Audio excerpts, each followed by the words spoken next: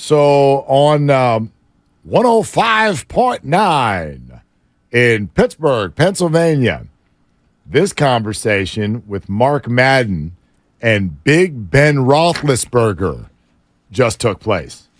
You never retired, then unretired, then retired. You know the drill. A lot of quarterbacks have done it. If it's for them, it's for them. But how tempting was it for you ever?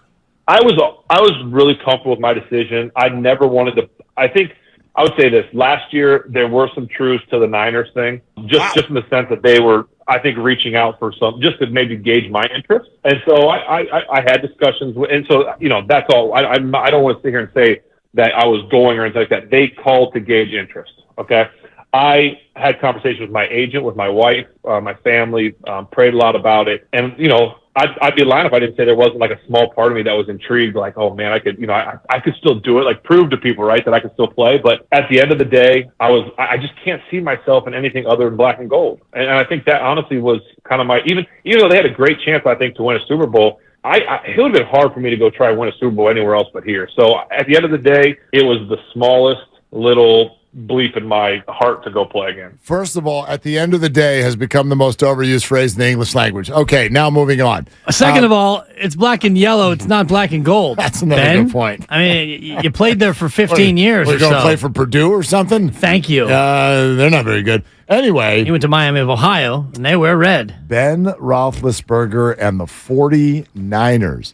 My first question, and just listening to that, I don't get the sense that he's talking mid-year. But when we first got word of this conversation that happened with Big Ben Roethlisberger and him confirming that the 49ers called to gauge interest, my question was, before the season or when Jimmy got hurt? At halftime of the NFC Championship game? I don't know. I don't know if that obviously to Mark Madden in Pittsburgh, that question doesn't matter. The question was, have you ever thought about coming back? And the Pittsburgh fans probably love the idea that I could never wear anything but black and gold. And then once they got over the part that it's yellow and not gold, then they could be like, oh, that's our guy. But so I don't know when were the 49ers, because by the way, the timing here to me is everything, is incredibly significant. Because if they called him when Jimmy went down, and that was, remember the rumor from the Combine where Rich Eisen was like, Phillip Rivers wanted to call the 49ers. Because it was like, all you've got is Brock Purdy, and you're tracking toward a playoff spot. And at that point, even if you were high on Brock Purdy, even the biggest 49er fan, and even Kyle Shanahan couldn't have been like, he's going to walk in here and win 8 games in a row. Like, nobody could have thought that. Right. So if you called a quarterback then when Jimmy got hurt, that I get. What if they called him in August? If they called him in August, then listen, Trey Lance fan, I don't know what to tell you. I don't know what to tell you. I'm not Trey Lance fan. I'm a person who knows that the 49ers picked a guy and he's barely played, and all I'm reading from their body language and action suggests that they don't fully believe in him. Not yet, at least. So was he called before they restructured Jimmy? Was he called after Trey got hurt? Was he called when Trey got hurt? Was he called when Jimmy got hurt? That's what I would love to know. Was he called when Brock got hurt, or was he called when Josh Johnson got hurt? Because if he was called in August, Mark... The Johnson injury would have been funny. Yeah, I mean, seriously. I mean, we're in Philadelphia. Josh goes to the tent. How quickly can you get here? Kyle's Googling, what's the drive time from Pittsburgh to Philly? Boy, that's a great question. Pennsylvania's quietly a bigger state. It's not that small. Yeah, it goes pretty far east to west. Why? So you get here in a half hour? No doubt. Yeah. Ben Roethlisberger played 18 years in Pittsburgh. And by the way, he didn't play in 2022. He didn't play at all. So here's a guy who... You're going to expect him to come off the shelf after a year. But I do think it's interesting in terms of when this phone call was made. Because if it was made in August, if they're thinking, well, we don't know if Jimmy G is going to be our backup, and we're not totally sold on Trey Lance, and this Brock Purdy guy, he's fighting for his life right now against Nate Sudfeld. So maybe if the call is placed in August, that's damning in terms of what the Niners think about Trey Lance. Well, by the way, it's a 4-hour and 44-minute drive, according to Google. Yeah, it's no good. That's 304 miles. So he was not going to make it, even if he had left before kickoff. He was not going to make it by the fourth quarter. But I'll say this. Like, there is an aspect of this that factors into the Warrior conversation we've been having. What do, and I don't know any other firm way to say this. What do championship-ready locker rooms want? I want winners. Veterans. Yeah, they want veterans. Proven commodities. Veterans. And then if you're a rookie or a young guy, soon as you come in and go, yo, I will look the part right now, then they go, great. We're going to put our arm around you and accept you too. Because here's Fred Warner after games going, Brock Purdy is the reason we've got a chance. But they didn't say that about Trey Lance because they know he wasn't quite there yet. They're shipping James Wiseman to Detroit. Moses Moody's going to Santa Cruz. And Jordan Poole's getting punched in the face. It's a common thread through all of this. A championship-ready locker room wants proven commodities, veterans, people they know what they're going to get on a daily basis, and nobody's got time to teach anybody anything. So especially I wonder, a quarterback. Right. I wonder if that call, like just the way he's talking about it, it feels and sounds to me like that call might have happened in the process before Jimmy Garoppolo was restructured and re-signed. Because I'm betting what the 49ers were looking at was, hey, we got a squad. We have got a squad, and Trey is our starter, but we need another option in case we get out there and he's not playing well. Yeah. And then that fell to, right, Ben says no thanks or whatever. Who knows how many people they called, and it fell to Jimmy Garoppolo. That's my guess.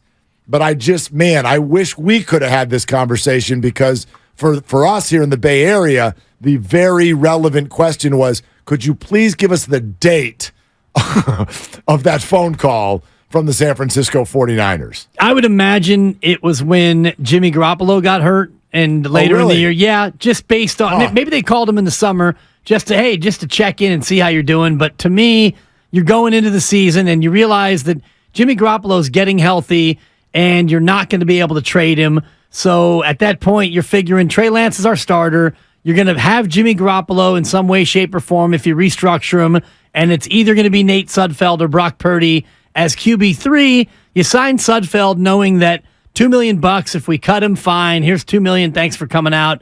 That would mean Brock Purdy beat him out. That's the way it plays out. You lose Trey Lance early, and then you got Jimmy G and Brock Purdy, and then you lose Jimmy G, and you're left with Mr. Irrelevant, and you liked him enough to draft him, but you didn't know what you had. No, and you're right. They did not expect him to go out and win every single game. All of the games. And have your offense score 10 more points a game and look as good as he looks. So I think when Jimmy Garoppolo gets hurt, that to me is most likely when the call was made. Maybe. I mean, you're right. There are 3 intervals where Ben could have received a call from the 49ers. Right. Is before they signed Jimmy, it's when Trey got hurt or when Jimmy got hurt. And again, as I listen to that, it just sort of, I guess the reason my mind goes to August is because of the way he's talking about it, where it was like, we're going to take our time, we're going to pray on this, we're going to talk to my wife, I'm going to consider it, I'm going to hang out for a while. Like, it felt like an invitation to come back and be somebody's quarterback. If you call him when Jimmy gets hurt, it's more like, Ben, like tomorrow, can you be here tomorrow? Are you here? Do you want to play? Because if you don't, just hang up. We'll move on. Yeah. This isn't something, we're not going to go, right? We're not taking 3 weeks to talk this out and go into darkness and decide, right? We're not doing that. We don't have time for that. So that's why I'm solely picking up on a vibe from Ben that maybe this was August, but I have no idea. And that's incredibly interesting to the story from our perspective. No doubt. And the fact that they called him at all, to me, speaks to what you're saying, that the team felt like if they could have any quarterback, a good quarterback, somebody who knows their way around the huddle, that we're a good enough team to make this work. Now, you didn't think that Brock Purdy would come in and be as good as he was, although certainly the team had seen Brock enough at that point to where they felt like, well, we have a great defense, best defense in football. We can still run the ball, and we've got Ayuk, and we've got Kittle, and we've got Debo. We got Christian McCaffrey in before Jimmy G got hurt. So you felt like you have enough weapons to still win it. Oh, man. That is an interesting sort of a move. And again, for me, there's two sides to it, which is one, the sort of belief in Trey or lack thereof conversation that we've had a lot. But this does factor into the entire year-long conversation we've had about the Golden State Warriors. And that is just that if you're a veteran and you've got championship experience or pedigree or whatever, and I know that there aren't any 49ers who've won a Super Bowl, but they went to one just a few years before. And even the guys who weren't a part of that, who then were a part of this, you're just talking about well-traveled, very successful NFL players, Trent Williams, Christian McCaffrey, etc. So what do those guys want? Remember the reports earlier this year that there was already before Trey got hurt, there were locker room questions about who do we want quarterbacking us. Is Jimmy perfect? No. But do we know that we can do some things with him? We do. Do we know that with Trey? We don't. Maybe it'll be better. Maybe it'll be worse. Not really interested in the maybe because we're ready to go win right now.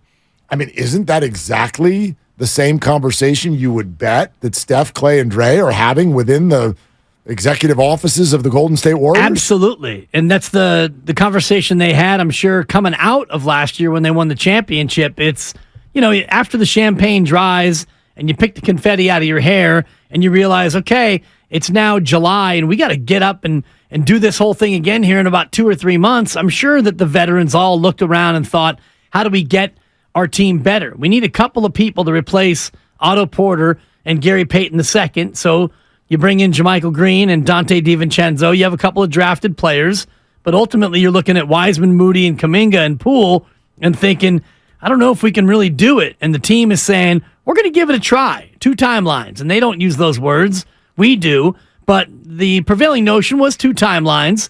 And so the veterans, I'm sure, were thinking, all right, we're coming off a championship. We'll go with your 2 timelines plan. Let's do this. Yeah. You start out 3-7, and all of a sudden things change. That's the end of that. Yeah. That's the end of that. Interesting. I wonder if we can find out a little bit more on the Ben Roethlisberger the timeline situation. Can we book Ben Roethlisberger, please, tomorrow? Mark, John? Let's get him in. Big Ben, tomorrow, 2:30. That's my request. That's a tease. It's not a tease. Or it's a promote request. it. It's a whole. Thank you. All right, and done.